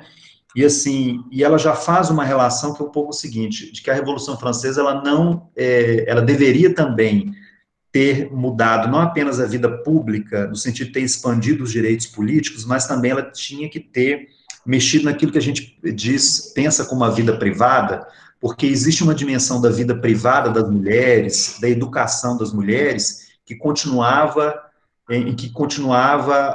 a coisa da submissão, né? Então, que é uma frase um pouco clássica da Mary Stonecraft, que ela diz assim, né? Olha, não adianta a gente ter cortado a cabeça do rei, se quando as mulheres voltam para casa, elas têm os seus reis absolutistas dentro de casa, o seu próprio marido, né? Então, quer dizer, havia uma dimensão da vida ali que continuava intocada pela Revolução Francesa. A Kollontai chama atenção para essa outra questão mais estrutural, né, que envolve também a dimensão como diria o Marx, da reprodução da vida humana, né, nas suas relações de poder, de reprodução da vida econômica e assim por diante, né, é uma outra que também vai fazer essa crítica da Revolução Francesa. Mas os críticos da Revolução Francesa, né, gente, são esse pessoal, essa turma boa que vem aí depois, a Stonecraft e a Kollontai são exemplos. Mas vamos tocando lá? Obrigado pelas observações aí, meninas.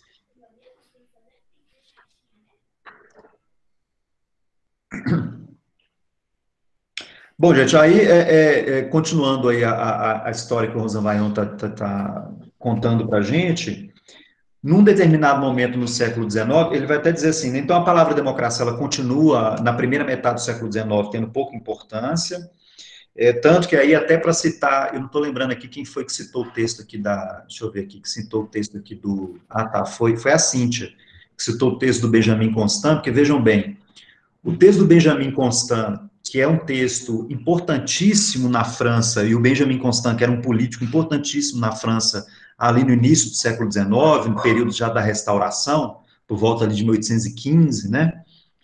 Ele escreve um texto clássico, importantíssimo para a política francesa naquele momento, que é esse texto da liberdade dos antigos e da liberdade dos modernos, o comparado, da liberdade dos antigos comparada dos modernos, e vejam bem, qual que é a palavra principal que ele usa, o conceito? É liberdade, não é democracia. Por quê? Porque a democracia ali ainda não é uma coisa relevante, né? Um pouco depois disso, a palavra democracia, ela vai entrar no vocabulário, ainda não é hegemônica, vejam bem, ainda não é a palavra central do debate político, mas aí ela vai entrar no vocabulário francês, aí nesse sentido de compreendê-la como uma sociedade, como um tipo de sociedade, como um princípio de sociedade, de sociabilidade de maneira geral. E o grande nome para isso é o Tocqueville, tá? O Tocqueville, gente, para quem nunca teve contato com ele foi um político e um intelectual francês, um escritor francês muito importante, que tem essa obra que é fundamental, que se chama Democracia na América, né? E um dos conceitos importantes ali que o Tocqueville vai mobilizar é exatamente o de democracia, mas é num sentido específico, né? A democracia aparece ali enquanto um tipo de sociedade, né? É um tipo de sociedade caracterizada pela igualdade, pela equalização. Então, é uma sociedade da efervescência social, no sentido assim, de que é uma sociedade associativa, participativa, né? Não se trata, na visão do Tocqueville, de um regime político, a democracia não é vista como regime político, muito menos como um sistema de governo que envolva participação direta, né? Mas a democracia está associada a esse processo de equalização, né? O aumento das classes médias, a redução da distância entre as classes, desse processo de igualdade de direitos, que o Tocqueville vai associar a um processo de longa duração na história da civilização ocidental, mas cuja Revolução Francesa teria sido um marco importante. Ela não foi a criadora, vamos dizer assim, da sociedade democrática, mas ela foi um marco importante. O processo de construção da democracia seria, na visão do Tocqueville, um processo de longa duração, em que as sociedades ocidentais saem lá daquelas sociedades hierárquicas, em que as pessoas têm lugares fixos, né, dados pela própria natureza, e você cria uma sociedade que é uma sociedade mais igualitária, em que as pessoas se veem com mais igualdade e que, portanto, os direitos são iguais para todos, em que as pessoas elas são tratadas igualmente pelo direito, elas, né, para lembrar o velho Weber lá, as pessoas têm o mesmo status, né, dentro da sociedade, um pouco essa ideia do Tocqueville. Então, vejam bem, o Tocqueville vai utilizar a palavra democracia aí num sentido diferente, ele não associa ela a um regime político, ele associa ela a um tipo de sociedade caracterizada pela igualdade de direitos, sobretudo, tá? E é interessante, né, Gleiton, que o Tocqueville já começa a apontar para tensões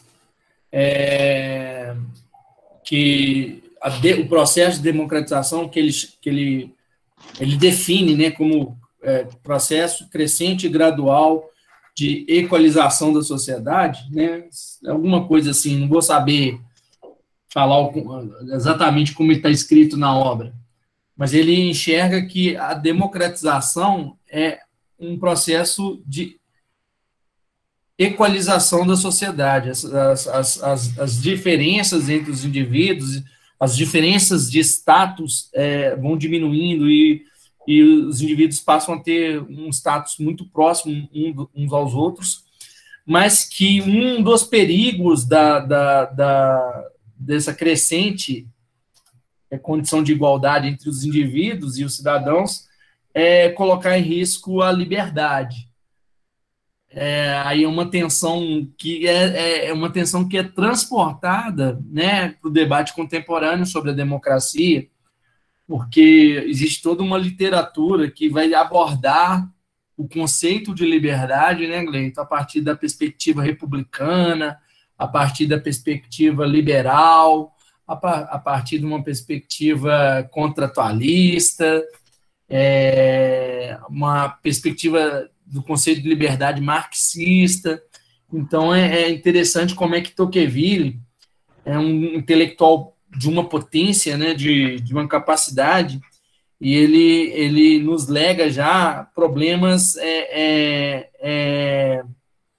interessantes relacionados até para pensarmos a democracia na contemporaneidade.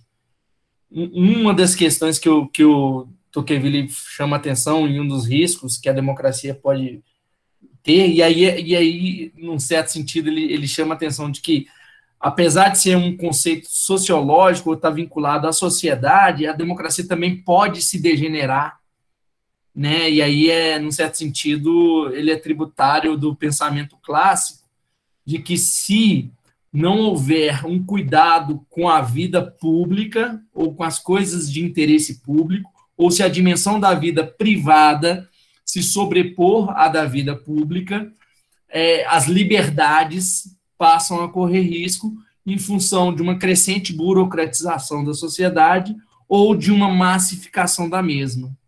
Ou seja, o Tocqueville traz já problemas de ordem que a gente vislumbra na nossa contemporaneidade.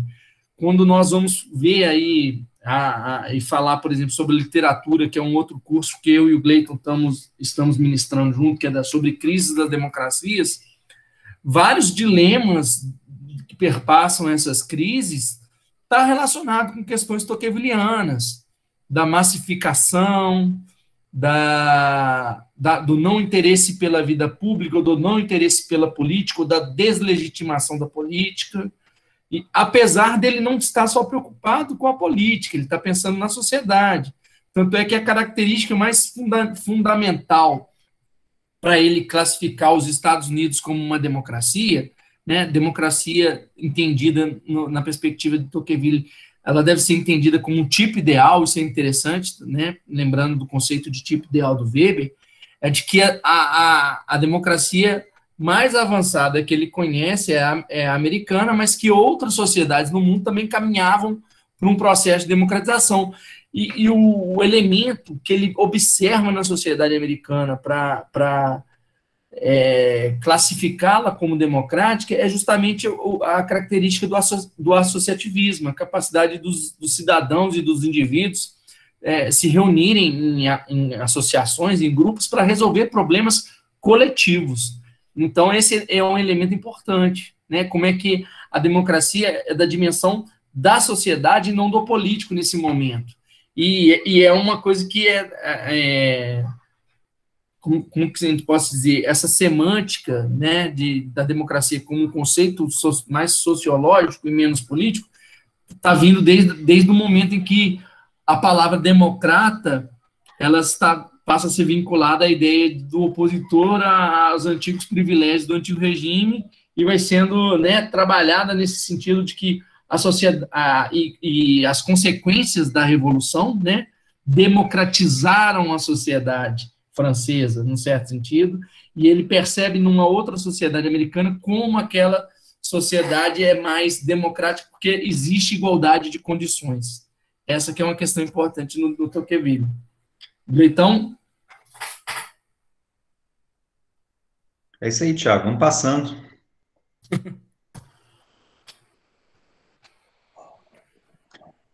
Ele vai falar dessa coisa, né, de que tem um paradoxo da disseminação da palavra democracia em um contexto de voto censitário. Interessante, gente. Ele vai demarcar um pouco o seguinte: a palavra democracia ela começa a ser utilizada mesmo, então, no vocabulário da política francesa a partir dos anos 1830, nas lutas sufragistas, né, ou seja, nas lutas pelo direito de voto. A partir de um determinado momento em que aqueles que defendem o sufrágio universal vão começar a se auto-intitular democratas.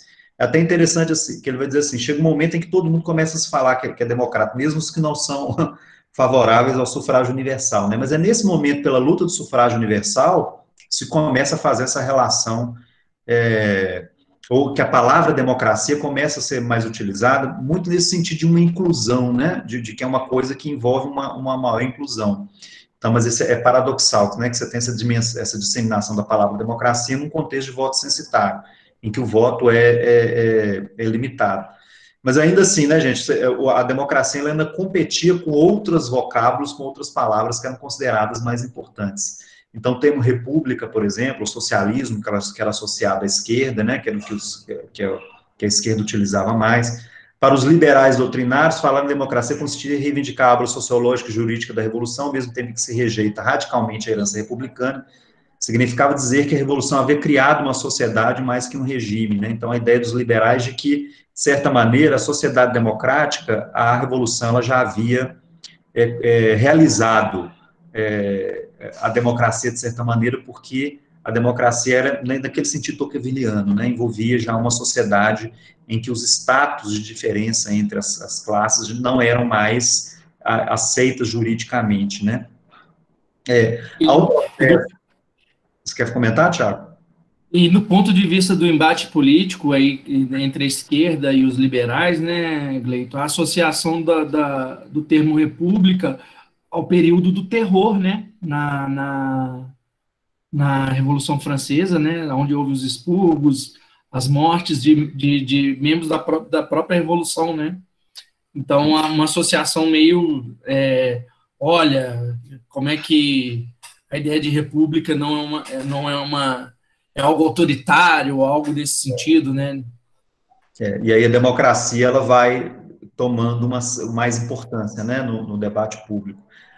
Ocorre nesse contexto a assimilação da ideia do governo representativo à democracia, como nós vimos até o final do século XVIII, a ideia de democracia, a concepção de democracia não aceitava nem governo, nem a ideia de representação política, e nem mesmo a ideia de eleição, como nós comentamos.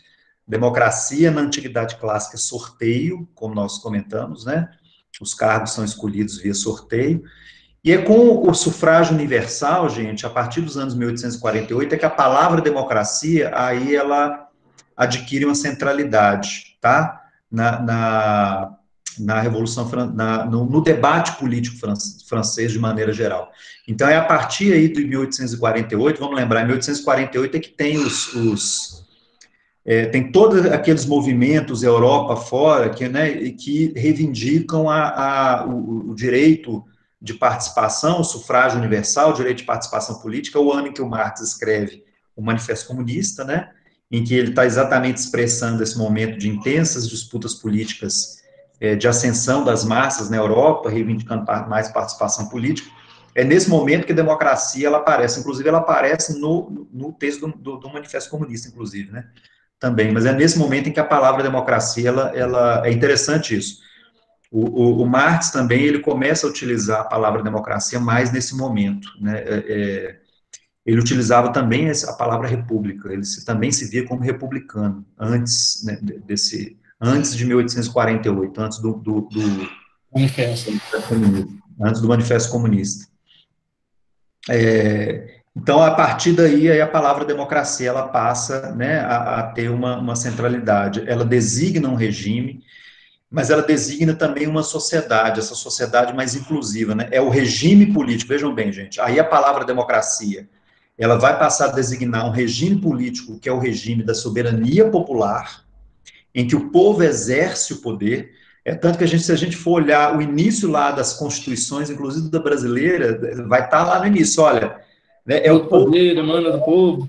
E tal, o povo brasileiro soberano é que estabeleceu tais e tais leis, né? Então, quer dizer, a ideia de soberania popular, ela passa a ser intimamente relacionada à ideia de democracia e passa a ser meio que um farol, né, do mundo político. Mas ela designa também uma sociedade, que é a sociedade que inclui e é a sociedade da igualdade, né? Então, o vocábulo democracia, ela passa a estar associado, vejam bem, na mentalidade dos cidadãos, né, cria-se uma espécie de um símbolo, vamos dizer assim, uma imagem que nos estrutura politicamente e que nos orienta, né, que é essa, de que a democracia ela designa um regime que é o da soberania popular e designa uma sociedade que é a sociedade da igualdade, né? Então, tem um pouco essa coisa. E isso vai se consolidando a partir de meados do século XIX, a partir de 1848, sobretudo, vai dizer o Rosan Vaion. A Isadora fez uma pergunta aqui, se poderia repetir sobre a burocratização, massificação no Tocqueville.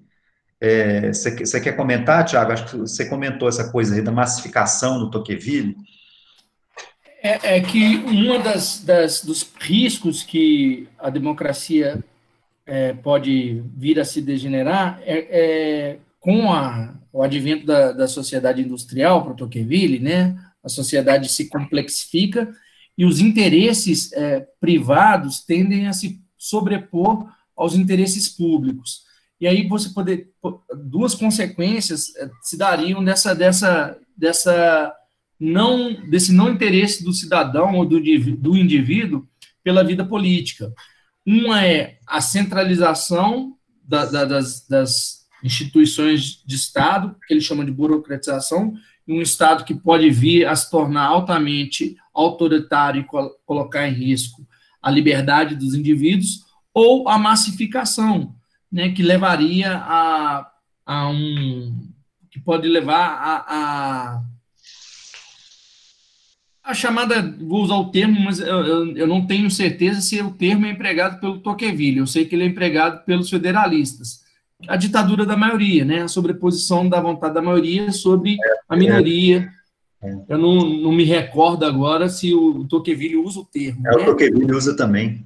Usa também, né? Então, esses são problemas que a própria democracia, no seu processo de equalização ou de expansão da igualdade, pode levar à própria degeneração da democracia, culminando em dois tipos de organização autoritária. Uma, o Estado hiperpoderoso, porque o indivíduo abriu mão da vida pública, e o outro em que a sociedade de massa esmaga a minoria. É isso que o Tiago comentou aí, Isadora, porque a massificação, ela envolve uma certa mediocrização também da sociedade.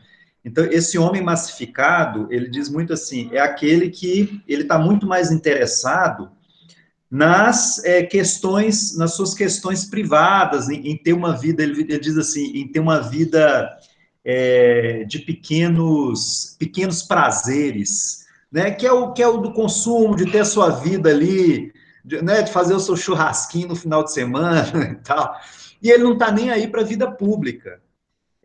Porque ele vai dizer assim, a aristocracia, ela cumpria esse papel de serem pessoas que se dedicavam à vida pública, que são pessoas que são talhadas, que foram construídas para vivenciar a vida pública, para se preocupar com grandes questões.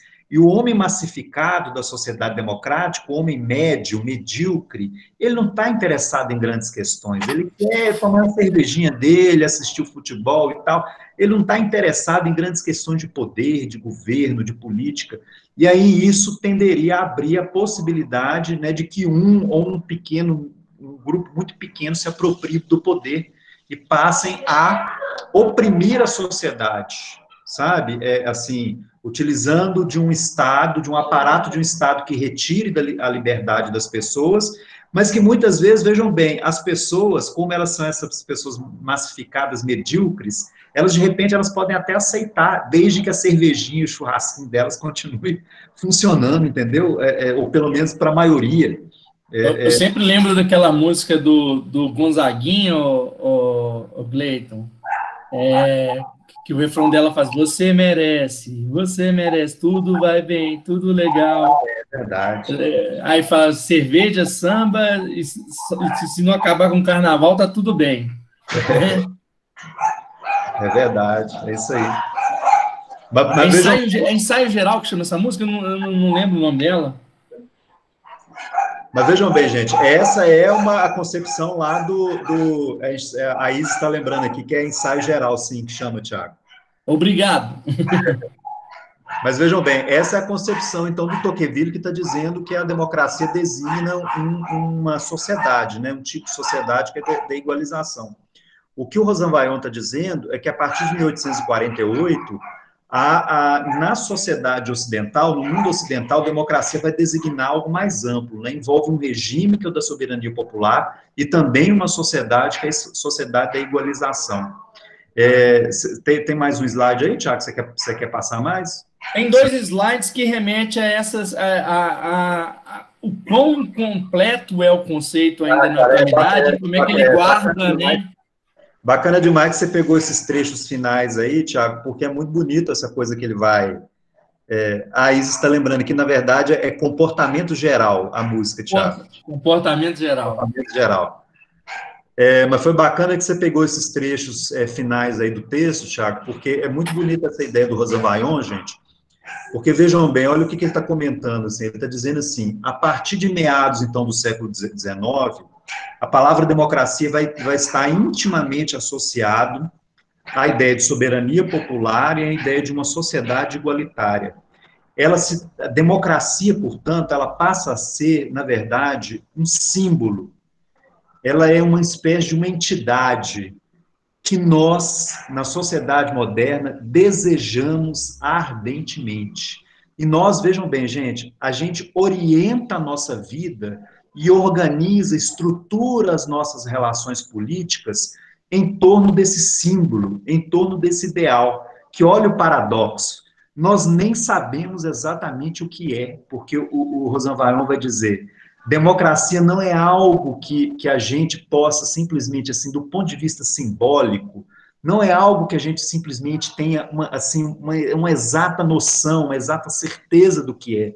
No entanto, as pessoas no mundo ocidental morreram em nome da democracia, deram a sua vida em nome da democracia, continuam morrendo para democratizar a sociedade, ou seja, elas entregam seu próprio sangue, né, em nome de um ideal que a gente busca, mas que a gente nem sabe exatamente o que é, porque a gente não consegue definir exatamente o que é. Então, é interessante que ele tem uma parte que ele diz assim, ela se torna um estandarte, ao mesmo tempo uma máscara, né? Então, a democracia é um estandarte, porque as pessoas, vamos lembrar, de todas as revoluções que ocorrem ao longo do século XIX, ao longo do século XX, que as pessoas exigem democracia, e morrem em nome da democracia. É um símbolo, é um estandarte.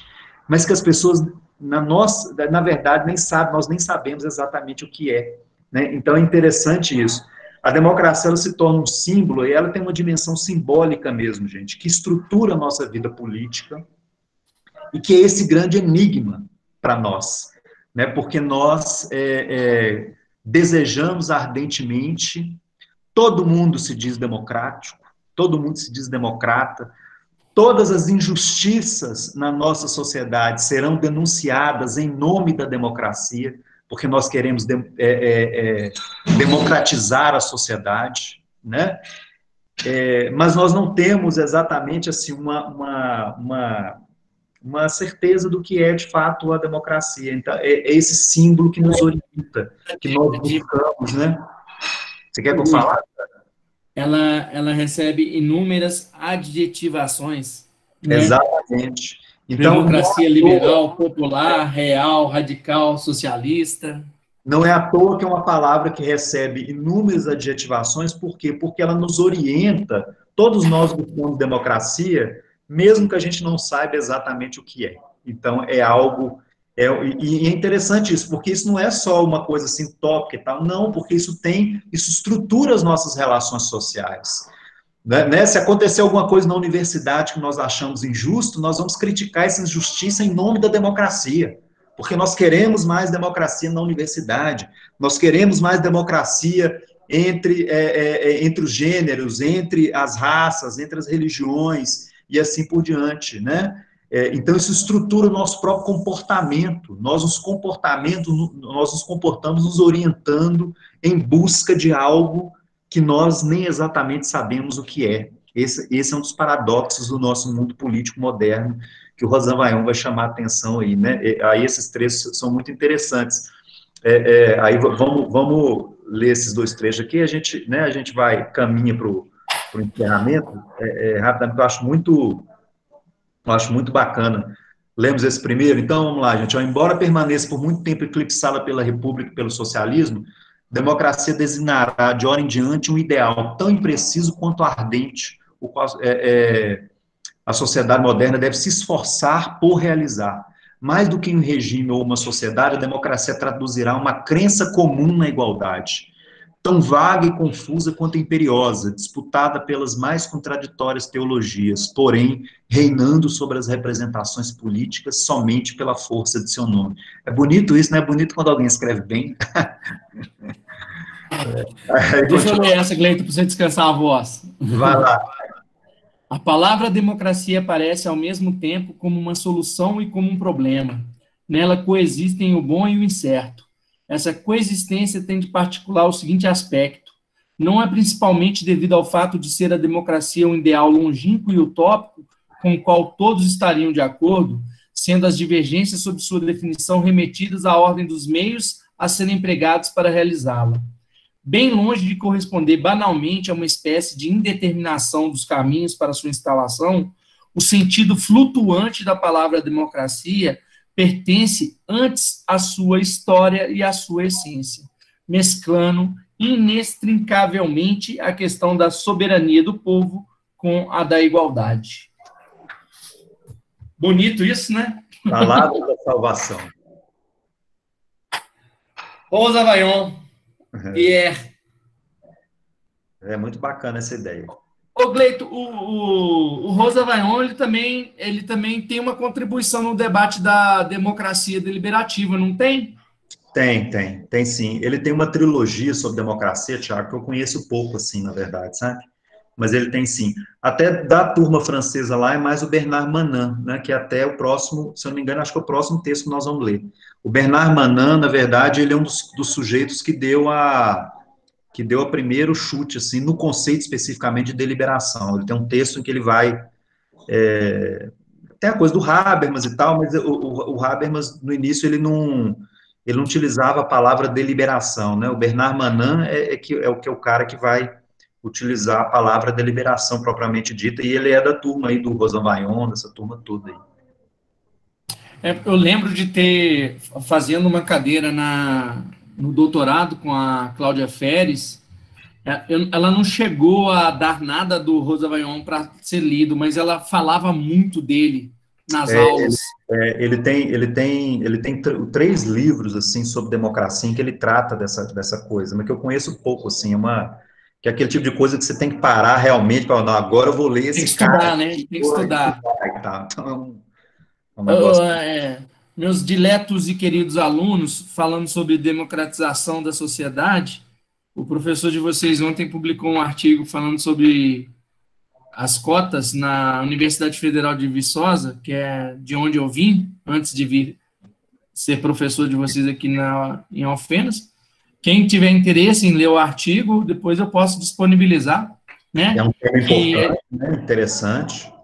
Acho que alguém até colocou aqui já. Acho que a Letícia já colocou o link aqui. Obrigado, Letícia. Que tem a ver com esse debate de democratizar a sociedade, né? Pensar na crescente igualdade de condições entre os indivíduos. E, no caso, perpassa sobre a capacidade de qualificação dos indivíduos numa sociedade para oferirem melhores condições de vida material, mas também de vida simbólica também. Ô, gente, estamos abertos aí a alguma questão, quem quiser colocar alguma coisa. Senão, a gente vai encerrando. Professor? Oi? Eu queria que você voltasse para mim, por favor, na conceitualização de democracia absoluta e democracia pura. Ah, tá. Olívia, por exemplo, é o Robespierre que vai falar disso. O que eles vão relacionar essa ideia de democracia absoluta, democracia pura? É basicamente um modelo ateniense lá, em que os cidadãos estão na praça o tempo inteiro decidindo as questões, em que não se aceita a ideia de representação política, tá certo? Quando eles estão falando de democracia pura, democracia absoluta, eles vão usar muito essa coisa, assim, para poder, na verdade, criticar a ideia de democracia, tá? Porque eles estavam associando ainda a democracia àquela visão da democracia lá da antiguidade, em que você tem participação direta, o povo, e é o próprio povo fazendo as leis e tal, que é uma coisa que que na modernidade eles viam que não poderia ser reproduzida. Então, eles associavam de maneira pejorativa, né, a palavra democracia, é essa visão de uma democracia direta, que não aceita participação política, tá certo? É isso que eles chamavam de democracia absoluta, ou democracia pura. Certinho, obrigada. Certinho? Mais alguma questão, gente?